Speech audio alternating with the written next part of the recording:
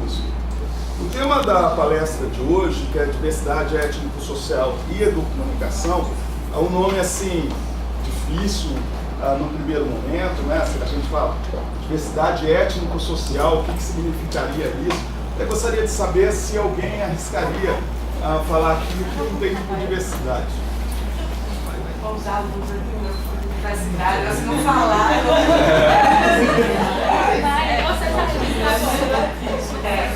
Alguém se arrisca?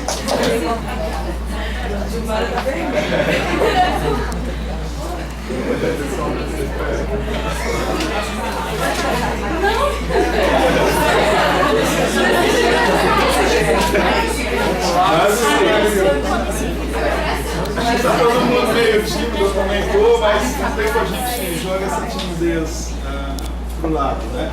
Mas a diversidade é a grande... Não, você tá... depois eu começo a essa diversidade, a questão da diversidade hoje é uma questão que está muito presente na contemporaneidade, né? Então, quer dizer, não tem como hoje você falar nas relações nacionais, internacionais, interpessoais que não vai passar pela questão da diversidade. Se a gente for olhar, e eu vou até colocar um pouco isso daí, a motivação da Primeira e Segunda Guerras Mundiais, as motivações foram os conflitos por conquistas de território. Então, assim, um país queria dominar o outro, queria tomar o outro, e impunha ali a sua cultura e tomava as riquezas do outro, inclusive a riqueza cultural que aquele país tinha. Então, a questão, durante a Primeira e Segunda Guerras Mundiais, envolvendo a diversidade, elas praticamente eram deixadas de lado, né? Porque era uma imposição de uma cultura sobre a outra. Quando você chega no período da Guerra Fria, isso daí também vai ser acentuado, porque o que tem em jogo é a hegemonia, na verdade, por mais redundante que possa parecer, mas são duas hegemonias, né? Uma dos norte-americanos defendendo o capitalismo e os seus aliados, e outra dos soviéticos, da antiga União Soviética, defendendo aí os seus interesses comunistas soviéticos. Então o mundo ele está praticamente bipolar nesse sentido. E a questão da diversidade ela é uma coisa que não aparece. Porque o mais importante nesse momento é saber quem é comunista e quem é capitalista, né? E aí é que as ditaduras militares elas vão se intensificar, principalmente aqui na América Latina. Só que, chegando no final dos anos 80, você tem a ruptura desse processo, e é interessante o fenômeno que vai marcar isso também. Ele não vai ser a causa da diversidade, mas ele é muito mais a consequência, que é a queda do Muro de Berlim, e você vai ter uma série de outros fenômenos que vão envolvendo isso aí, e marcam, principalmente os anos 90, a questão da diversidade. E no século XXI, hoje, não tem como você não colocar questões culturais como elementos preponderantes dentro desse processo. Se a gente for olhar hoje, a gente tem muito mais guerras de culturas, né, do que propriamente aquela guerra política que seriam aí características aí da primeira metade do século XX. Então, quando a gente vê o mundo ocidental, né, travando uma luta contra o mundo oriental, o que vai passar muito nesse contexto é a questão cultural, né? A não compreensão do outro e a coisificação do outro. Então, por exemplo, se eu virar para vocês e falar assim, pense em um palestino, né? O que vem na cabeça quando se coloca isso? Qual a imagem? A imagem que vem?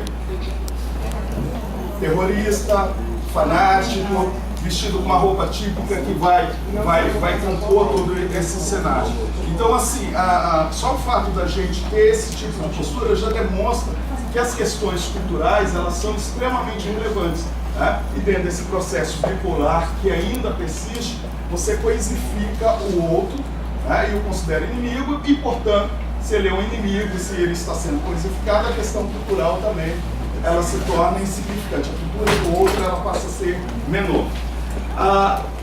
O subtítulo que tem essa fala, que seria a construção da cidadania, neocidadania no campo midiático, o que se está entendendo aí por neocidadania, que a partir dos anos 90 você começa a ter alguns indivíduos que eles não tinham uma cidadania plena, que não eram considerados cidadãos no sentido estrito da palavra, né? Estariam nessas categorias a criança e adolescente. Então, criança e adolescente Até então, ela não era vista como cidadão, mesmo porque se dizia que se tornava cidadão a partir dos 18 anos.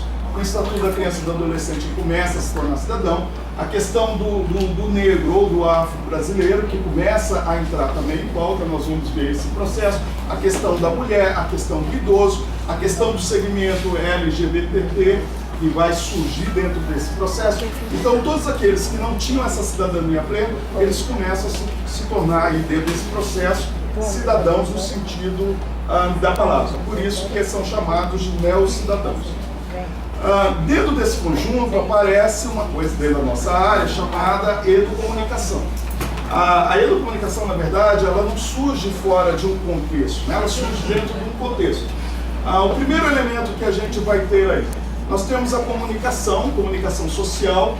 Ela vai compor formalmente dentro do ambiente universitário, dos projetos pedagógicos das universidades, a ideia de habilitações, então jornalismo, publicidade, relações públicas, rádio e TV, quer dizer, um grupo de disciplinas que surgem, principalmente nos anos 70, a USP ela acaba sendo pioneira nisso, né, porque ela vai implantando esses cursos, mas o grande erro da comunicação é que ela vai perdendo com o tempo o papel dela de social. Ela se torna uma comunicação que você não sabe muito bem como é que se dá esse processo. Ela é compartimentalizada, então você tem o jornalismo, é como se ele não comunicasse com rádio e TV, é como se ele não comunicasse com as outras áreas, e aí você vai tendo as áreas totalmente segmentadas. E dentro dos próprios cursos, né, você vai tendo os departamentos.